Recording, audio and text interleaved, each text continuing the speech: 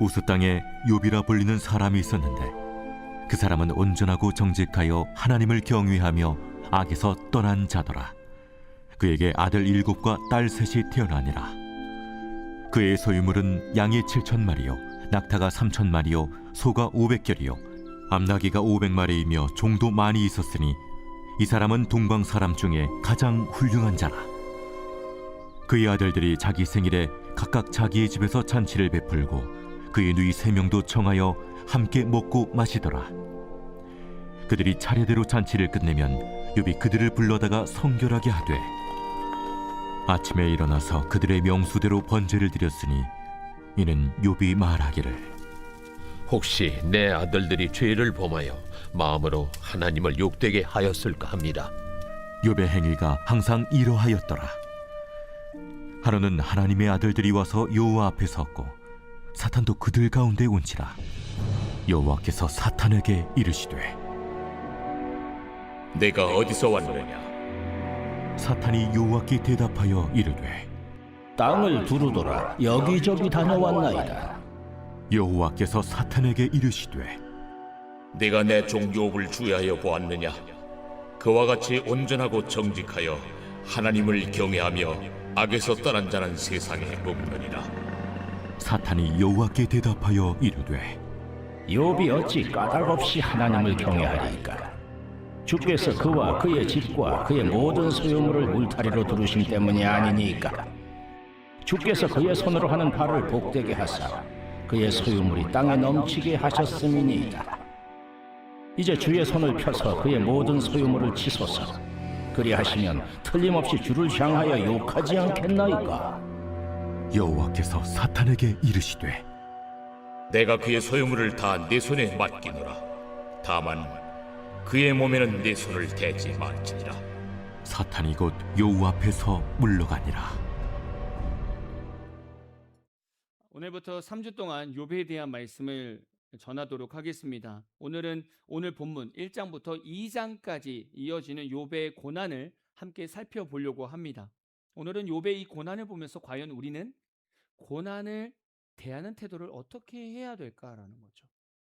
여러분 삶에도 분명히 고난이 끝날 수도 있고 고난이 와 계신 분들도 있고 앞으로 고난이 앞에 기다리고 있는 분들도 있을 수 있어요. 이 고난은 어떻게 대할 것인가? 먼저는 욥은 어떤 사람이었을까라는 거죠. 1절에 보니까 우스 땅에 있는 욥이래요. 이 당시 우스 땅은요, 어딘지 정확하게는 모르지만 성경의 여러 단서들을 찾아볼 때 학자들은 에돔 지역과 아라비아 사막이 만나는 경계지대라고 보고 있습니다. 그 당시에 우스 땅은 농경도 잘 되고 유목도 아주 잘 되는 비옥한 지역이었다고 합니다. 근데 어려움은 뭐냐면 동시에 스바 사람인 남쪽 아라비아 무역상과 갈대아 사람, 이 북쪽 메소포타미아 유목민의 약탈에 늘 노출된 개방된 지대였습니다. 고대 근동에서 이 에돔 지역은 세상의 지혜로 매우 유명했던 곳이라고 합니다. 욥을 찾아오는 세 친구 중에 그 리더격인 엘리바스라는 사람이 있잖아요. 그 엘리바스가 대만 출신입니다. 바로 이 에돔의 주요 도시 출신인 거죠. 우스 땅은 당대 최고의 지성인과 철학자들이 모여서 인생과 신을 연구하는 사상적 중심적 지역이었습니다. 그래서 예레미야서를 보면 예레미야서 49장 보면 에돔에 대한 심판이 나와 있거든요. 거기서 요 내용이 있습니다. 예레미야 49장 7절을 보면 에돔에 대한 말씀이라 만군의 여호와께서 이와 같이 말씀하시되 대만에 다시는 지혜가 없게 되었느냐? 명철한 자에게 책략이 끊어졌느냐? 그들의 지혜가 없어졌느냐? 하나님도 이 에돔의 대만에 사람의 지혜가 충만하다라는 것을 알고 계세요. 과거 우스 땅은 이처럼 세상의 가치관과 지혜가 가득했어요. 근데 거기서 누가 세워졌냐면 욥이 세워졌습니다. 욥기서를 보면 욥기는요 이스라엘이라는 언약 공동체에서 벌어지는 스토리가 아닙니다. 전 인류를 대표하는 우스 땅에서 어떻게 보면 그냥 이스라엘 백성 외의 어떤 민족 중에서 정말 경건한 욥이 선택돼서 거기서 인간의 고난과 하나님의 주권을 따르는 말씀을 다루고 있다는 거예요. 세상적인 지혜가 가득한 우스 땅에서 세상의 지혜를 따르지 않고 하나님을 경외하고 하나님께 온전히 제사를 드리는 이 욥의 모습을 보면 너무 은혜롭다는 거예요. 그의 환경을 보면 은혜가 될 수밖에 없어요. 어떻게 이렇게 하나님을 믿을 수 있을까라는 거죠. 1절에서 욥에 대해서 설명하고 있는데 욥기서 1장 1절입니다. 우스 땅에 욥이라 불리는 사람이 있었는데 그 사람은 온전하고 정직하여 하나님을 경외하며 악에서 떠난 자더라. 욥은 하나님 앞에서요 온전하고 정직하며 하나님을 경외하는 사람이래요. 아니 우리는 하나님 백성들 다룰 때 이런 말 너무 많이 쓰잖아요. 근데 욥은 일단은 아웃사이더라는 거예요. 하나님 백성이 아니라 그냥 이방 대표예요. 그냥 어떻게 보면. 근데 이 당시는 족장 시대로 얘기하고 있습니다. 여러분 족장 시대, 여러분 생각하는 족장 시대 어떤 시대입니까? 가장이 그 가족을 다 이끄는 시대입니다. 어떤 왕이 세워져서 거룩한 왕이 세워져서 백성들의 신앙을 책임지는 그런 시대가 아니라 그냥 거기에 가장이 딱 세워져서 그 가장이 종교를 정하고 그 가족을 다 이끌어가는 시대가 족장 시대입니다. 그때 욥은 하나님을 선택한 거예요. 거기서 올바른 신앙관을 세우고 있는 거죠. 당시 욥의 가정 환경을 보면 놀랍습니다. 지금으로 말하면 재벌입니다. 양이 7,000마리입니다. 낙타가 3,000마리, 소가 1,000마리, 암나귀가 500마리, 일하는 종도 많습니다. 감이 안 옵니다. 여러분 감이 오십니까? 이 부자의 삶이 감이 오십니까? 아들이 7명, 딸이 3명, 동방 사람 중에 가장 훌륭한 사람이라고 칭찬하고 있습니다. 욥의 경건 생활을 보면 이래요. 이런 거예요. 욥은 그냥 살아가면서 조금이라도 하나님 보시기에 좀 죄된 삶 같다. 그러면 그냥 제사를 드리는 겁니다. 하나님께 예배드려서 하나님 거룩하게 살겠습니다. 이랬던 사람이에요. 욥은 자기 신앙뿐만이 아니라 자식들의 신앙 교육까지 아주 살뜰히 챙기는 그런 인물입니다. 뭐 지금으로 말하면 아주 신실하고 거룩하고 성령 충만하고 거기에 경제력까지 좋은 어느 권사님, 장로님, 성도님의 모습과 같을 것 같아요. 이제는 뭐 고난 없이 열심히 주의 일을 하는 그런 성도님 모습과 같은 게 욥인 거예요. 근데 이 욥의 일상을 한번 그냥 오늘 말씀 욥기서 1장부터 2장까지 나오는 그 스토리를 다시 한번 좀 정리해서 이렇게 한번 풀어가 보겠습니다. 욥이요 자녀들을 보니까 생일 파티를 하는 거예요. 막 누이들 불러서 온 가족이 막 생일 파티를 해요. 형제들이 돌아가면서 다 생일 파티를 합니다. 그러고 나니까 이제 욥이 자녀들 다 부른 거예요. 얘들아 이리 와. 신나게 놀았지. 근데 혹시 너희들 마음속에 하나님 보실 때 악한 마음이 좀 있을 수도 있으니 우리 정결하게 잘 구별해서 우리 하나님께 제사 드리자. 그래서 아침에 다 준비해서 그냥 인원수대로 다 제사를 드립니다. 얼마나 은혜가 넘칩니까? 그러던 어느 날 한 종이 막 욥에게 막 달려오는 거예요. 주인님, 주인님. 아니 소는 밭을 갈고 있었고 나귀는 그 옆에서 풀을 뜯고 있었는데 스밧 사람이 갑자기 와가지고 다 가져갔다고. 소하고 나귀 다 가져가고 종들을 다 죽였습니다. 그리고 저만 간신히 남아서 지금 주인님께 하려고 있습니다. 여러분 욥이 이 상황 딱 들었을 때 어떨까요? 아니야 분명히 하나님 뜻이 있을 거야. 이렇게 마음으로 생각했을 거예요. 근데 이 종의 말이 끝나기도 전에 또 다른 종이 막 달려서 아이고 주인님 주인님 아이고 하늘에서 하나님의 불이 그냥 벼락이 와장창 떨어져 가지고 그냥 양과 종이 싹 다 그냥 불탔습니다. 저만 간신히 살아났어요. 그래서 제가 지금 보고 드리고 있습니다. 욥이 이 상황을 또 들으니까 이게 막 심장이 벌렁벌렁 되는 거예요. 아니야 분명히 하나님 뜻이 있을 거야. 뭐 분명한 거야. 이건 분명히 하나님 뜻이 있겠지. 그 종의 말이 또 끝나기도 전에 또 저쪽에서 종이 달려오면서 주인님 막 달려오면서 갈대아 사람들이 새 무리로 내려와 가지고 이 낙타를 싹 다 가져갔다는 거예요. 그리고 칼로 종들을 다 죽이고 간신히 자기만 살아남았다는 거예요. 그래서 지금 보고 드리고 있다는 거예요. 이제 욥이요 완전히 마음이 무너지기 일보 직전입니다. 왜냐하면 자기가 일평생 고생하면서 가꿨던 모든 재산을 지금 다 잃은 거거든요. 종들도 거의 다 잃은 거거든요. 근데도 아마 욥의 마음에는 그래 하나님이 뭘 뜻이 있겠지. 근데 그 세 번째 종의 말이 끝나기도 전에 또 누군가 달려옵니다. 주인님 큰일 났습니다. 주인의 자녀들이 맏아들 집에 가서 음식을 먹고 포도주를 마시다가 갑자기 그냥 광풍이 부는데 그냥 집 네 모퉁이를 싹 다 무너뜨리면서 지붕이 무너지면서 그 자리에서 그냥 모든 자녀들이 싹 다 죽었습니다. 저만 간신히 살아서 지금 이렇게 보고 드리는 거예요. 여러분, 욥의 심정이 어떨 것 같아요? 한날 한시에 자기 재산이 싹 다 날아가고요. 자기 자녀 싹 다 죽었습니다. 여러분, 고난이 이래요. 갑자기 또 갑자기 와요. 여러분, 우리가 예고된 고난에서는 그렇게 막 심장이 벌렁대지 않아요. 근데 갑자기 찾아오는 고난은요, 우리의 마음과 생각을 그렇게 무겁게 만듭니다. 고난이 그렇게 얄미운 거예요. 여러분, 욥을 보십시오. 지금 어떤 말로도 위로가 됩니까, 욥이? 누가 봐도 그냥 삶이 무너지는 삶입니다. 사랑하는 자녀가 10명이 있습니다. 그 중에서 한 명이 갑자기 죽었습니다. 여러분, 괜찮으시겠습니까? 부모는 자식이 죽으면 가슴에 묻는데요. 일평생 울어요, 일평생. 근데 한날 한시에 10명이 다 죽었습니다. 여러분, 그거 버틸 수 있는 사람, 여기 버티실 수 있는 분 계세요? 저도 저도 뭐 어떻게 할지 모를 것 같아요. 동시에 연락이 다 온 거예요. 캐나다에서, 군대에서, 여기서 동시에 하나님이 싹 다 데리고 왔어. 제가 이 강대상에 올라가서 설교는 할 수 있을까는 모르겠어요. 그럼 어떠세요?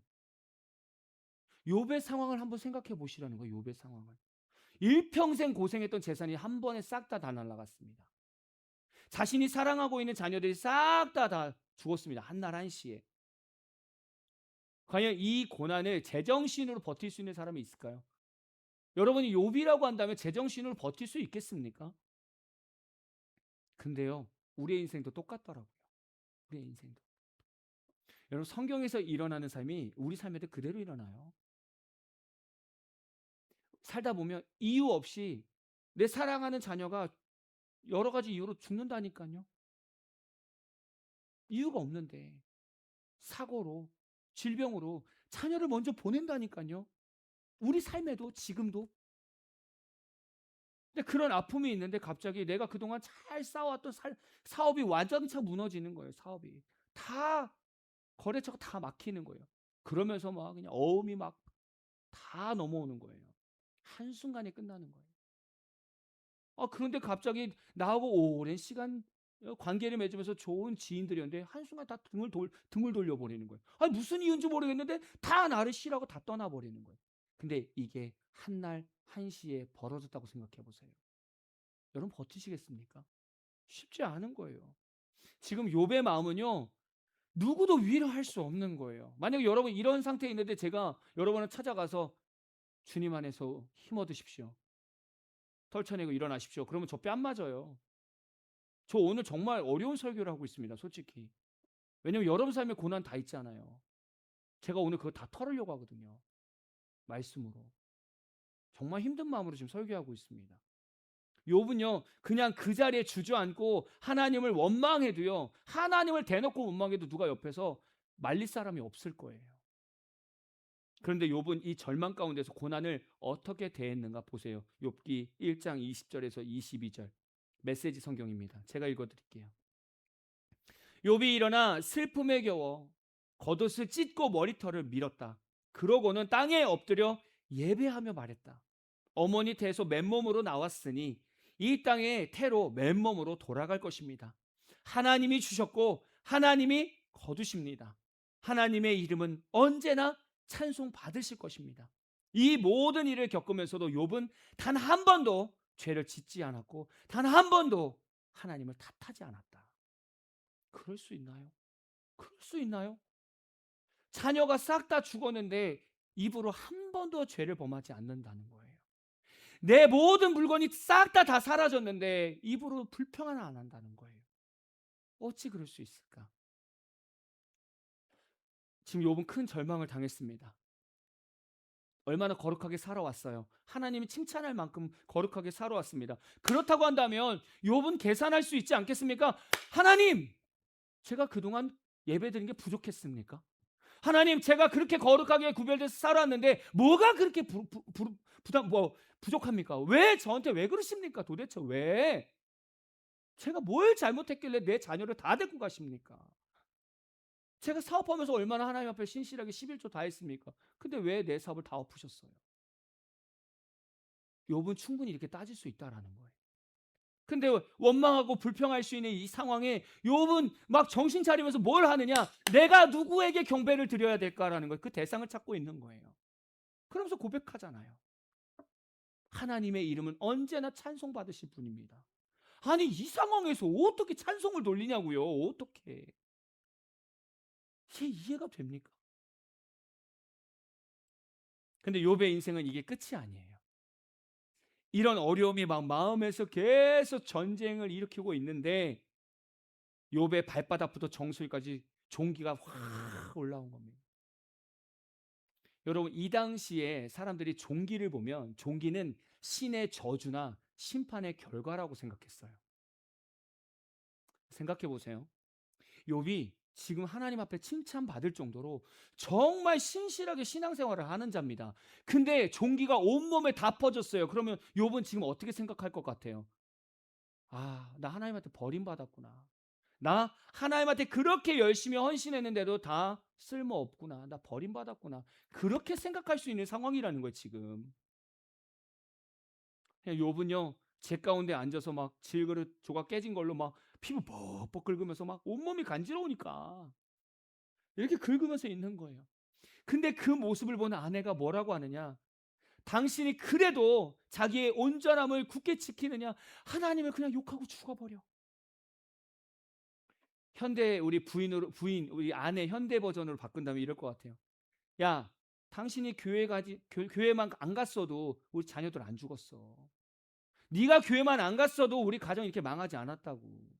네가 교회 가서 기도하고 예배드리고 헌금하니까 지금 우리가 지금 이렇게 쪽 망한 거잖아. 완전 싹 다 망한 거잖아. 너 병까지 들었고. 나 같으면 그냥 하나님 욕하고 죽어. 부인이 그렇게 욕하고 있는 거예요. 지금 욥에게 남은 게 뭐예요? 온몸의 종기. 그리고 그나마 살아있는 아내. 근데 이 아내는 욥이 숨 쉬는 것만 들어도 너무 싫은 거예요. 아유, 내 옆에 숨 쉬지 마. 절로 가. 절로 가. 욥의 아내는 계속 욥을 구박하는 거예요. 욥이 살 소망이 있겠습니까? 이 와중에 욥은 이 고난을 어떻게 대하는지 보십시오. 욥기 2장 10절입니다. 같이 읽어볼까요? 시작. 그가 이르되 그대의 말이 한 어리석은 여자의 말 같도다.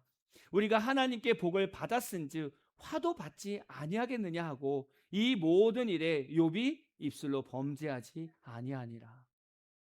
지금 욥은요, 상상할 수 없는 고난 가운데 빠져 있는데 그 안에서 지금 욥이 어떻게 대하는가 보세요. 그냥 하나님을 붙들면서 애를 쓰고 있습니다. 애를 쓰고 있어요. 여러분, 욥에게 왜 이 고난이 찾아왔습니까? 여러분, 혹시 고난을 찾아보셨습니까? 고난의 이유를 찾아보셨습니까? 여러분, 성경 읽으면서 욥의 고난 이유를 찾아보셨습니까? 지금 우리가 앞에 성경을 읽었지만 욥의 고난에 죄가 있었습니까? 욥의 삶에 죄악이 있어서 이런 엄청난 고난이 왔습니까? 우리는 욥의 삶을 보면서 고난에 대해서 좀 바라보는 시선이 바뀌어야 돼요. 기독교에는 고난이 세 가지 종류가 있습니다. 첫 번째는 사탄의 유혹입니다. 시험입니다. 이 사탄의 유혹은 우리의 연약한 부분을 사탄이 계속 넘어뜨려서 죄 가운데 빠지게 만드는 사단의 시험입니다. 두 번째는 하나님의 연단입니다. 하나님께서는 단단한 음식까지 먹을 수 있는 사람을 데리고 일하세요. 그러니까 우리를 단단하게 만들어야 되잖아요. 그러니까 연단하는 겁니다. 연단. 요셉처럼 형들한테 버림받는 아픔도 주고요. 네, 보디발의 집에 가서 종살이도 열심히 하게 만들고요. 억울하게 감옥에 보내서 또 거기서도 배우게 만드는 거예요. 연단입니다. 마지막 고난은 하나님의 시험입니다. 정말 하나님을 믿고 있는가? 하나님의 크신 계획이 이루어지기 직전에 믿음의 테스트를 한다는 거예요. 누구처럼? 아브라함처럼. 너가 정말 나를 사랑하느냐? 그 마지막 테스트가 이삭을 드리는 거였다는 거예요. 그게 하나님의 믿음 테스트입니다. 이 세 가지는 항상 우리에게 옵니다. 하나만 올 수도 있고 두 개가 올 수도 있고 세 개 다 동시에 벌어질 수도 있습니다. 그렇다고 한다면 고난의 종류가 여러 가지라는 거죠. 그렇다고 한다면 오늘 욥은 어떤 고난이 찾아왔을까라는 거죠. 어떤 종류의 고난이. 욥기서 1장 7절에서 12절 표준 세번역 성경입니다. 제가 읽어드릴게요. 주께서 사탄에게 어디를 갔다가 오는 길이냐 하고 물으셨다. 사탄은 주께 땅을 이리저리 돌아다니다가 오는 길입니다 하고 대답하였다. 주께서 사탄에게 말씀하셨다. 너는 내 종 욥을 잘 살펴보았느냐? 이 세상에는 그 사람만큼 흠이 없고 정직한 사람, 그렇게 하나님을 경외하며 악을 멀리하는 사람은 없다. 그러자 사탄이 주께 아뢰었다. 욥이 아무것도 바라는 것 없이 하나님을 경외하겠습니까? 주께서 그와 그의 집과 그가 가진 모든 것을 울타리로 감싸주시고 그가 하는 일이면 무엇에나 복을 주셔서 그의 소유를 온 땅에 넘치게 하지 않으셨습니까? 이제라도 주께서 손을 드셔서 그가 가진 모든 것을 치시면 그는 주님 앞에서 주님을 저주할 것입니다. 주께서 사탄에게 말씀하셨다. 그가 가진 모든 것을 다 내게 맡겨보겠다. 다만 그의 몸에는 손을 대지 말아라. 그때에 사탄이 주님 앞에서 물러갔다. 욥이 당한 고난, 이유가 뭡니까? 그의 삶에 죄가 있었습니까? 없었어요. 아무것도 없었어요. 하나님이 보실 때 욥은 너무나 신실한 종입니다. 뭐 하나 흠잡을 수 없는 신실한 종입니다. 근데 어마어마한 고난이 온 거예요. 왜 왔을까? 사탄은요 욥을 곱게 보지 않았어요. 곱게 못 보죠. 사탄은 욥을 어떻게 봤느냐? 하나님을 경외하는 이유가 그가 하는 일마다 하나님께서 복을 주시니까 욥이 하나님을 잘 경배한 거야. 얘 복 받아서 그런 거지. 우리말로 말하면 기복신앙. 복 받았으니까 열심히 교회 다니는 거지. 나는 그렇게 봐. 사탄은 그렇게 보는 거예요. 그래서 하나님께 아뢰는 겁니다.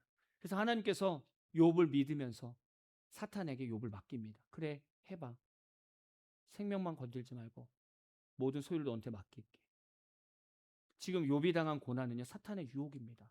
시험입니다. 그러는 동시에 하나님의 믿음의 테스트입니다. 욥아, 버텨줘. 그대로만 있어줘. 나만 바라봐줘요. 무슨 얘기인지 아세요? 욥에 죄가 없어요. 하나님은 욥을 믿는 거예요. 소유물이 다 없어져도 하나님을 예배할 거라는 걸 믿는 거예요. 근데 사탄은 시험하는 거예요. 아니라고. 얘는 물질이 다 없어지면 하나님 배신할 거라는 것에 베팅한 겁니다. 그러니까 두 가지 고난이 시작된 거예요. 사단의 시험과 하나님의 믿음의 테스트.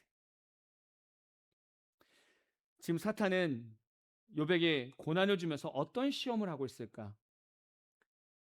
이런 거죠. 사탄은 욥에게 경배의 대상을 끊임없이 흔들어 놓습니다. 경배의 대상. 사탄은 욥에게 시험을 걸면서 이렇게 말하는 거죠. 야, 너 하나님을 경배하는 이유가 뭐야? 솔직히 말해, 욥. 내가 너 소유물 다 가져갔어. 너 솔직히 소유물이 많아서 하나님 경배하는 거 아니야? 너 기복신앙이잖아. 얘기해봐. 지금 사탄이 욥에게 그렇게 시험 거는 거예요. 근데 똑같습니다. 사탄이 우리에게 고난을 줄 때 반드시 경배의 대상을 흔들어 버립니다. 우리가 누구를 경배해야 되는가를 헷갈리게 만든다는 거죠. 아마 이제 여러분이 예배를 드리고 여러분 한 주간 시작할 때 사탄은 여러분의 그 발걸음으로 여러분 시험할 겁니다. 이렇게 질문하겠죠. 야, 너는 지금 교회 왜 가는 거야? 야, 주일날 이렇게 피곤한데 너 교회 왜 가니? 물어보는 거죠. 주일 예배 안 드리면 하나님 앞에 심판받을까봐, 징계받을까봐 겁나서 출석 체크하러 교회 가는구나. 아니네. 복 받으려고? 복 받으려고? 너 복 받으려고 교회 가는 거잖아. 경배 드리는 거잖아. 아니네. 좀 복 좀 받았네. 기복신앙이었네. 너 기복신앙이니까 교회 가는 거지? 그것도 아니네. 야, 가족 가운데 아픈 사람 있어? 야, 병 고치려고 교회 가는 거네. 내가 너 환경 어렵게 하면 너는 100% 예배 안 드리고 하나님 버릴 거야. 난 너 그렇게 고난을 줄 거야. 사탄은 우리에게 그렇게 흔든다는 거예요. 여러분 여기서 뭐라고 대답하시겠습니까? 여러분 여기서 여러분 뭐라고 대답하시겠냐고요. 오늘 우리는 욥의 말씀을 보면서 하나님께 예배드리는 이유를 명확하게 고백해야 돼요. 지금 욥은 사탄에게 이렇게 고백했어요. 욥기서 1장 21절에서 주신 이도 여호와시오 거두신 이도 여호와시오니 여호와의 이름이 찬송 받으실지니이다. 그 어려운 가운데 그냥 찬양한단 말이에요. 예배한단 말이에요. 욥이 예배 드리는 이유를 사단이 그렇게 했을 때 하나님 왜 내 소유를 뺏어갔습니까? 이렇게 얘기하지 않았다고요. 그게 아니라고요. 다 뺏어가도 하나님은 찬송받으실 분입니다라고 고백하는 거예요. 욥의 삶에 경배의 대상이 명확하다라는 거예요. 여러분, 우리가 하나님께 지금 예배드리는 이유가 뭡니까? 지금 우리가 이 자리에서 지금 하나님께 예배드리는 이유가 뭐예요? 우리는 가정의 문제를 해결받기 위해서 지금 예배드리는 거 아니지 않습니까? 맞습니까? 우리는요, 가족 아픈 사람들 질병들 치료해달라고 우리 예배드리는 거 아닙니다. 그렇죠? 제가 아까 말씀드렸죠. 정말 힘든 설교를 하고 있다고. 잘 생각하셔야 돼요. 남편이나 아내의 사업이 잘 되기를 바라면서 예배드리는 거 아니잖아요. 우리 자식들 성공하게 해달라고, 좋은 대학교 좋은 직장 가게 해달라고 우리 예배드리는 거 아니잖아요. 맞습니까? 우리는 앞으로도 이런 이유로 예배를 드리면 안 돼요. 앞으로도. 이건 너무나 지극히 인간적인 거예요. 너무나 하나님 앞에서. 우리가 하나님께 예배를 드리는 이유가 뭐예요?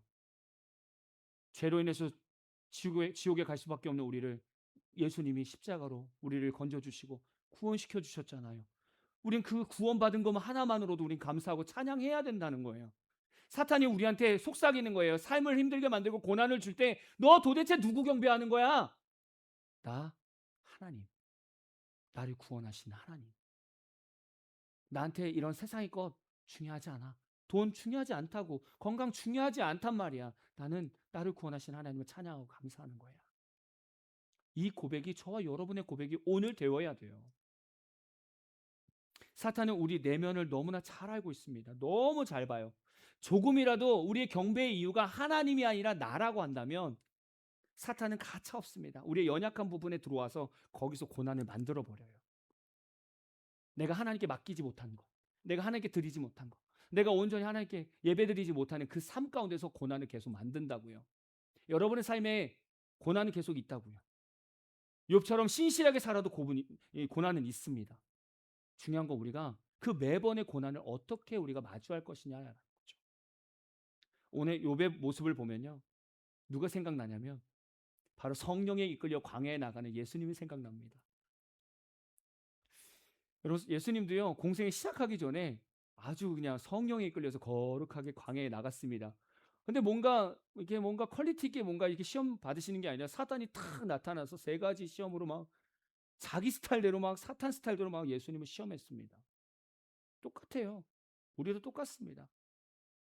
성령 충만한 자나 거룩한 자나 온전히 예배를 드리는 자나 다 상관없습니다. 여러분, 오늘 말씀에서 되게 무서워야 되는 건 뭐냐면 사탄은요, 유혹 못할 자가 없다라는 거예요. 예수님도 유혹하는데 우리라고 뭐 가만 놔두겠습니까? 말도 안 되죠. 여러분, 우리가 성령 충만하다고 해서 우리가 사탄의 유혹에 뭐 안 넘어갑니까? 늘 있다라는 거예요. 더 무서운 거 뭔지 아십니까? 우리 신앙생활에서 염려와 걱정거리가 있잖아요. 이건 100% 사탄의 먹잇감입니다. 그래서 주님께서 염려 걱정하지 말라는 거예요. 그거 갖고 있으면 100% 사탄은 그거 통해서 고난을 넣어줍니다. 왜냐하면 그걸 건들면 경배의 대상이 바뀌어버리니까. 하나님 찬양하지 못하니까. 하나님께 예배하러 못 가니까. 그걸 건드는 거예요. 오늘 말씀의 제목이 고난을 대하는 태도라고 말씀드렸어요. 지금 여러분 삶에 여러 가지 고난이 있으실 수도 있어요. 이 고난을 어떻게 대하고 계십니까? 사단의 유혹도요, 결국 하나님의 승낙이 없으면 절대 일어나지 않아요. 그렇다고 한다면 우리에게 있는 고난을 우리가 어떻게 대하느냐가 중요한 거예요. 우리가 정말 주님 안에 서 있으면 그 사단의 고난을 이겨낼 수 있는 거고, 동시에 하나님께 믿음을 인정받는 거예요. 테스트가 되니까. 우리는 각자 지금 우리에게 있는 고난을 다시 한번 생각해 봐야 돼요. 마지막 두 번째, 사탄은요, 삶의 주권이 누구에게 있는가 지금 욥에게 계속 건드리는 거예요. 네 삶의 주권이 누구니? 이건 거예요. 욥기서 2장 3절에서 7절 보겠습니다. 표준 세번역입니다. 주께서 사탄에게 말씀하셨다. 너는 내 종 욥을 잘 살펴보았느냐? 이 세상에 그 사람만큼 흠이 없고 정직한 사람, 그렇게 하나님을 경외하고 악을 멀리하는 사람이 없다. 네가 나를 부추겨서 공연히 그를 해치려고 하였지만 그는 여전히 자기의 온전함을 굳게 지키고 있지 않느냐. 사탄이 죽게 하렸다.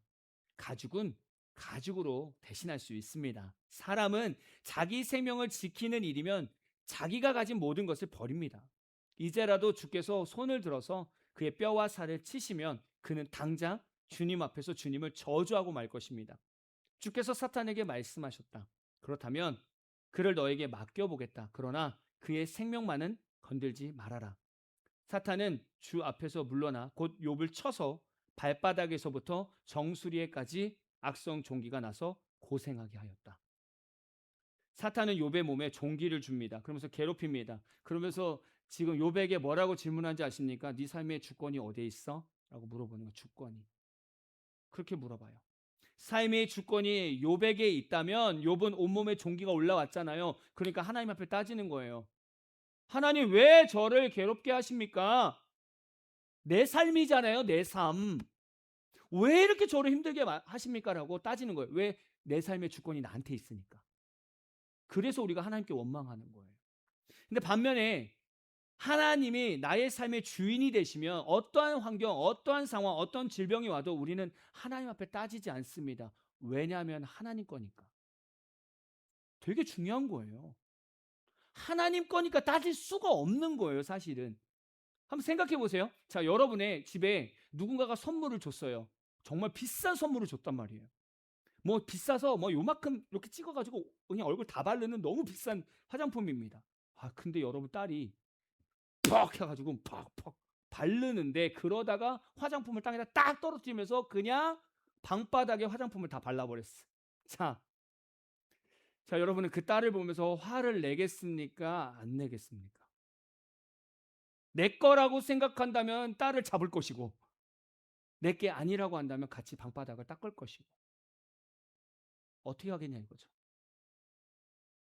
선물을 받은 건데 받았으면 물론 내 거라고 얘기할 수 있지만 하나님이 주신 거라고 한다면 어쨌든 주권은 하나님께 있는데 그거 깨졌다고 해서 내가 주인으로서 생각해서 막 딸을 그냥 막 패고 머리 끄댕이 잡고 막 이렇게 징계를 하시겠습니까? 이렇다고 한다면 그 화장품의 주권은 나에게 있었던 거죠. 똑같습니다. 여러분 우리 주권이 어디에 있습니까? 우리가 예수를 믿는다고 하면 예수를 믿는다고 표현한다면 뭐라고 얘기해요? 나는 죽고 예수로 산다라고 표현합니다. 우리가 예수 믿은 것, 우리가 세례 받았다라는 것, 그 얘기는 나는 죽었고 예수님이 사신다라는 거예요. 나를 구속한다라고 표현하잖아요. 그러면 이제는 내 삶은 내 게 아니다라는 거예요. 그럼 내 삶엔 주권이 하나도 없다라는 거죠. 이걸 정말 믿는다고 한다면 어떤 환경이 벌어졌을 때 나는 하나님 앞에서 따질 수가 없어요. 왜냐하면 하나님이 그 상황을 주셨으니까 기다려야 되는 거예요. 좋은 상황을 줄 때도 나는 뭘 교만할 필요가 없는 거예요. 왜냐하면 하나님께서 그렇게 풀어가셨으니까. 왜요? 삶의 주권이 하나님께 있으니까. 그 얘기하는 거예요. 근데 사탄은 어떻게 하느냐? 우리를 유혹하면서 너의 삶이 네 거잖아. 그래서 자꾸 교만을 일으켜요. 교만. 네 삶은 네 거잖아. 그러니까 네가 선택해야지. 왜 자꾸 하나님한테 기도해? 네가 선택해야지. 우리한테 늘 그렇게 사단은 유혹한다고요. 우리의 한 번의 선택이 하나님 앞에 교만이 될 수도 있고요. 겸손이 될 수도 있습니다. 욥은 온몸에 종기가 났지만 그는 이렇게 하나님께 고백합니다. 욥기 2장 10절 후반절입니다.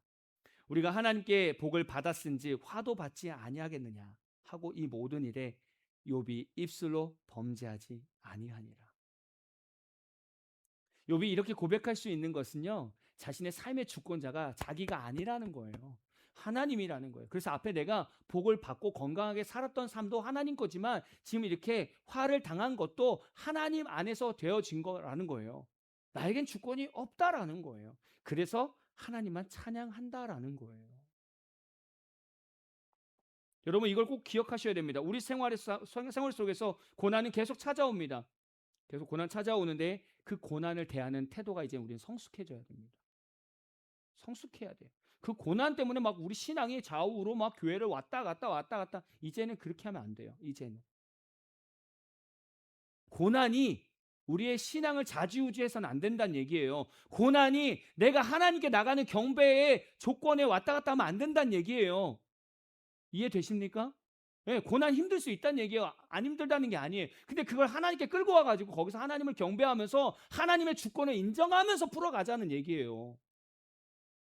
그게 진짜 고난을 대하는 자세입니다. 사탄이 우리에게 시험을 주는 거라고 한다면 우린 예수의 이름을 끊어가면서 우리가 어두운 삶에서 떠나면 돼요. 근데 믿음의 테스트는 다르잖아요. 믿음에 선포하면서 앞으로 나가야 되잖아요. 여러분, 너무 이 말씀 드리니까 우리가 마음이 무겁지 않나요? 우리 너무 잘못 살았나? 너무 힘든데. 근데 하나님 우리를 어떻게 바라보시냐면 욥기 2장 3절입니다. 여기 욥이라는 이름 대신에 한번 속으로 여러분 이름을 한번 넣어보세요. 네가 내 종 누구를 주하여 보았느냐? 그와 같이 온전하고 정직하여 하나님을 경외하며 악에서 떠난 자가 세상에 없느니라. 하나님이 늘 우리를 바라보는 시선이 이거예요. 늘 우리를 신뢰하고 늘 우리를 높여주고 칭찬하기를 원하시는 하나님이라고. 우리는 욥기서를 보면서 그래도 용기를 얻는 건 사실 욥은 그냥 스스로 하나님 앞에서 그냥 견뎌 왔어요.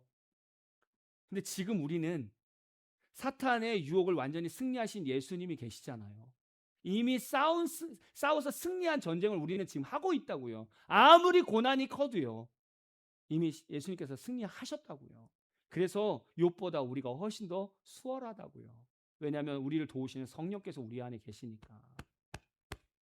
그래서 이제 우리가 한 주간 살아갈 때 여러 가지 사람 관계에서든지 경제적인 문제에서든지 모든 부분에서 고난이 올 때 일단 욥처럼 빨리 경배의 대상을 찾으십시오. 하나님을 찾아서 찬양하십시오. 영광 돌리십시오. 그리고 그 고난을 바라보는 내가 주권이 지금 누구한테 있는가? 내가 판단하면서 화내고 이래야 되는가? 아니면 하나님께 올려드리고 하나님이 결정하는 대로 내가 따르기를 준비하고 있는가? 그걸 해야 우리가 고난을 대하는 자세들이 바뀝니다. 여러분, 한 주 동안 여러분 삶의 고난을 성숙하게 대하고 하나님이 원하시는 방향으로 풀어나갈 수 있는 저와 여러분 되기를 진심으로 축복합니다.